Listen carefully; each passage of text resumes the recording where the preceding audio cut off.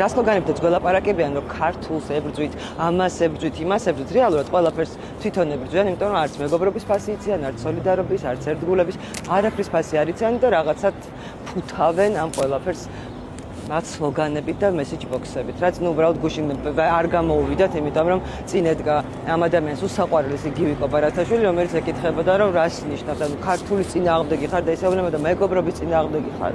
არ გამოუვიდათ პროვოკაცია გუშინ. მაგრა ეცადნენ, მაგრამ არ გამოვიდა. იმიტომ რომ არ ვარ ჩვენ ბრუტი ადამიანები.